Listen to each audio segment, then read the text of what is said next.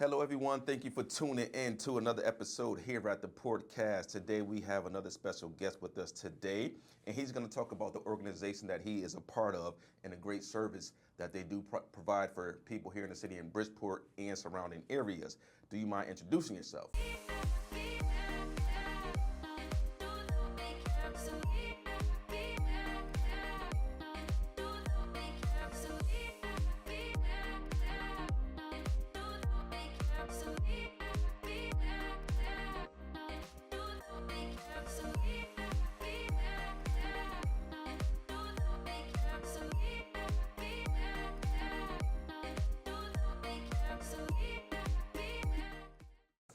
My name is Mario Saro. I'm the director here at the Platform to Employment Reentry Program, housed at the WorkPlace. Okay, so let's talk about your role in the department that you oversee at the WorkPlace. Yes, as the director of the Platform to Employment Reentry Program, oversee with VP Terry Williams and Don Robinson, program manager. We just keep the team moving in the right direction. We work with some of the best individuals in the business. Our team is outstanding. They care about the work they do. They flavor everything with love and concern. And we basically make sure that the program is moving in the right direction constantly so that we're able to serve individuals that come to us with criminal justice involvement and are looking for employment. The reentry program has so many great resources that is available for the people in Bridgeport and surrounding towns. Unfortunately, we can't cover all these great programs. So let's touch on some of the key parts.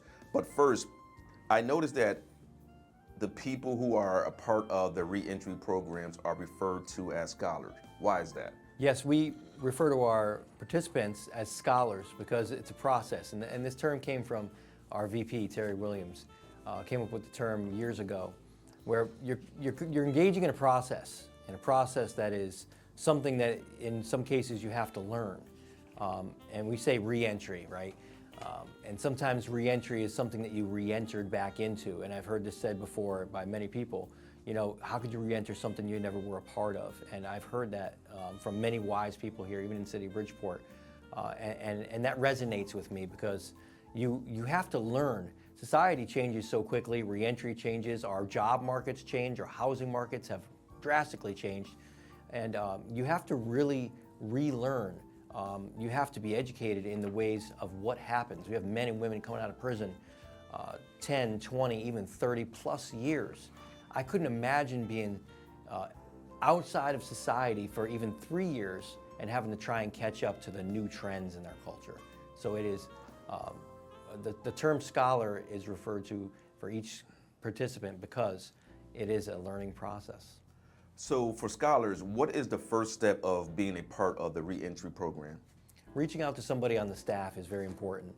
And we take referrals from all over the state, from probation officers, parole officers, from parents, grandparents, and people self-refer by walking in.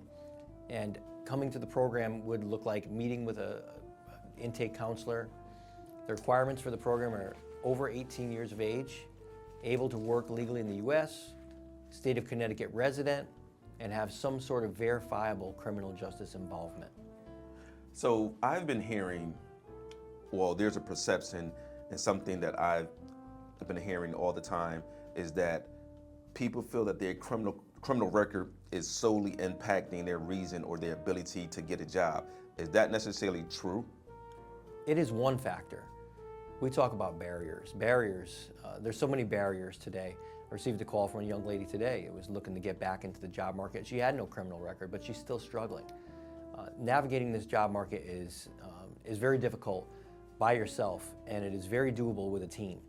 Not everybody can have a team, and that's what brings great programs like Platform to Employment, our sister program that works with people with no backgrounds, and then our program that works with people who have backgrounds. And so the unique thing about having a background is that it's one factor, and there's many.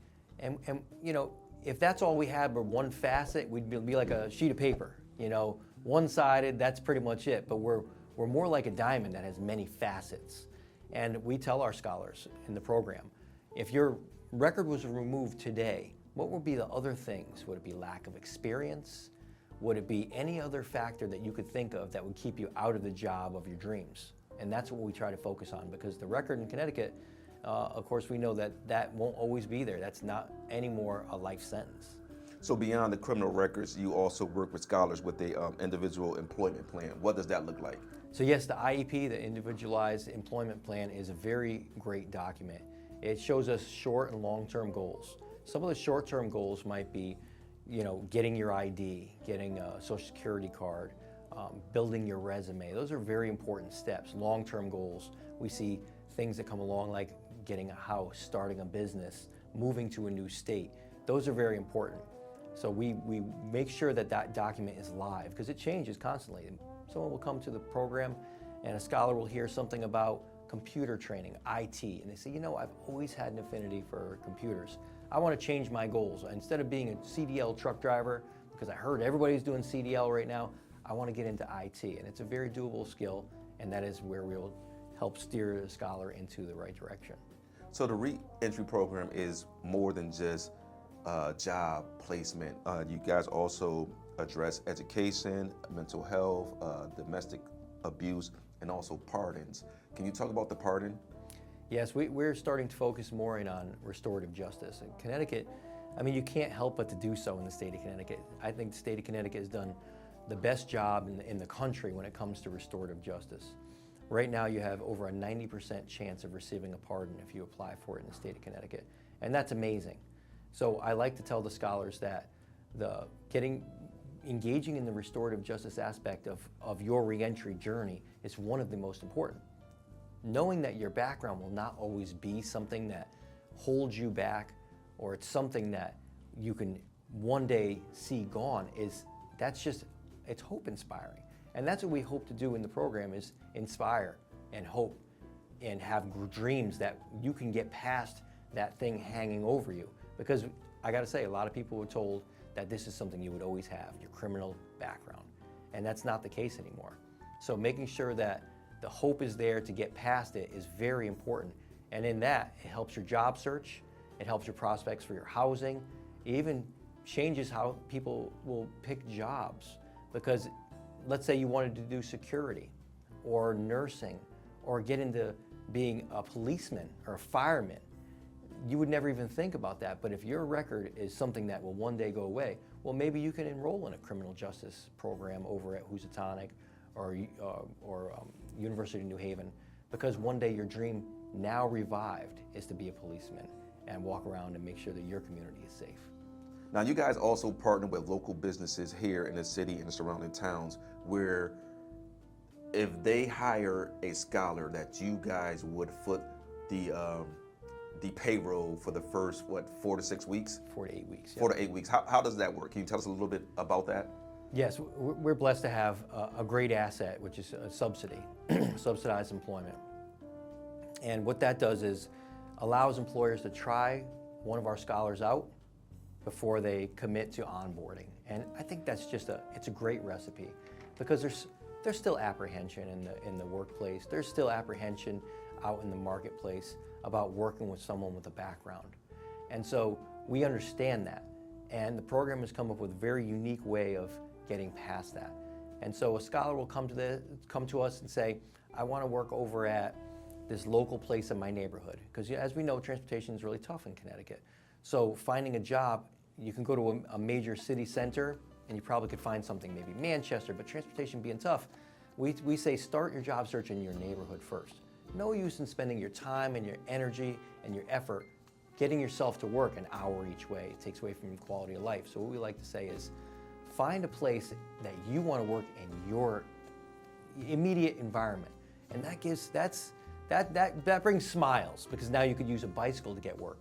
You don't need a car or even public transport sometime. You find something in your area, and in some cases, these places might be big shops or warehouses, and they say, no, we don't work with somebody with lack of experience or with a background. And so we say apply and do the interview. And we then will follow up with that employer and find out, we have a scholar that will come through. I know you interviewed with, let's just say, Bill. Would you be more interested in hiring Bill if we were to pay for the first 4 to 8 weeks? And you could let him show his worth go on the job, you get to train him the way you want to train him. And if he performs the way you would like him, we would ask that you would hire him afterward. And it's opened a lot of doors. Our success rate with subsidies is very high, and we're very happy to have this process. It really does open doors for our scholars. And so you talked about one of the barriers for getting or keeping a job is transportation. For those people who may get a job outside of their immediate area and transportation is a problem, then you also have to look at perhaps childcare issues, perhaps they have lack of housing, or they may have one of those construction jobs where they need to provide their own tools. Do you guys help out in those areas? Absolutely. We have a few grants that feed into our PDE program, and we have the ability to help out with various resources, and it's all individualized through the IEP. We identify what resource plan. We also set up a resource plan to find out their career goals to also match up with their resource plan. Because if your goal is to get a job in Hartford and you live in Bridgeport, well, part of that resource plan, a big part of it is transportation, because getting around the state is tough. And what would you say is the amount of scholars that you guys serve? We serve over 200 scholars a year, which is a lot. We have, we hope to grow. We have a great staff, and we're serving over 200, and we're getting closer to 300 because the need is great. We have more people coming to our doors, and we don't turn anybody away. Scholars who have participated in this program, what is the percentage that are reincarcerated? So we have 1% or less of recidivism rate. And recidivism is a very big key word today. And the way we engage our scholars, the word that they come up with is love, it's caring, and it's family. And we keep a very family type of atmosphere. And we have 1% or less of people going back to prison from coming out, being engaged by the program, and then reoffending and going back to prison. For this type of work, what is the most gratifying part of it for you? The most gratifying part of what we do is seeing a scholar, usually, let's just say, starting out on their own. There's two parts of it. Somebody who reintegrates with their family. I like to think of the hymn, Amazing Grace, where I once was lost and now found. And, being put through the criminal justice system, it's like being lost. You're thrown into a place with a bunch of people you don't know. Your personal safety is at risk, and your dreams and everything you've had is left on the other side of those walls. And then you come back out. The reintegration, the reconnecting with family is just to see, men and women grab their children and reconnect with them and be now a part of their life and make commitments to stay in their lives and be a big part of their lives. And there's something poetic about that that you don't see. It's like having something lost in your home, right? And the Bible has a parable where, someone loses one gold coin, and they sweep the whole house, and she goes through and cleans everything up, and she rejoices with her neighbors when she finally does find that one. And to see someone come back out and re-enter a community, and not so much just get a job and do the things that, of course, we all want someone to do when they come back out, but the young children and the mom who was struggling, or the dad who was struggling, doing everything themselves, to have that other half, the other partner come into life and make things easier so that the next generation could live better. That's one great part of it. But then there's also the single men and women that come out, and they realize that they're on the wrong trajectory, and now they have the right mindset to find the right person to live life, to do life with. And then they find that person. And we've seen men and women, come through and get jobs, and they're off on, getting everything done that they need to do. And then we hear back from them and say, hey, listen, I got married. I've got children now. And we're like, I would have never imagined that. You were just on the grind, doing your thing so much, and now you've created something beautiful. And so that is the most satisfying, is to see a man or woman come through that was, broken and just thought they needed a job, and now they have a whole world that is supported by their efforts. And so that is beautiful. That's one of the greatest things that we were able to see.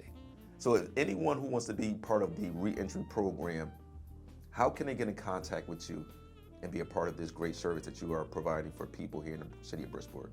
Yes, we have flyers all throughout the city. I have one here too, but we also have telephone numbers and email addresses that you can reach out to. We are located at 1000 Lafayette Boulevard on the 5th floor. You could just stop in, and you could either leave your name with the front desk, or more than likely there'll be a staff member there that can assist you immediately.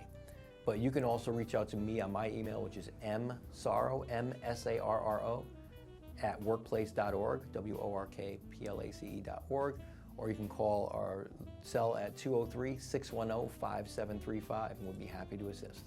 And one last question. In your mind, what is the goal of the workplace? The goal of the workplace is to help individuals who are seeking to get back into a job and a career of their choice, make those decisions, and have the support to knock down any barriers that stand in their way. All right, Mario, I'd like to thank you for taking time out your busy schedule to come here on this platform and talk about the great service that you guys over at the Workplace offer to the people here in the city of Bridgeport, as well as the surrounding towns. Thank you guys so much. Thank you for having us. Have a great day. Thank you. That's it.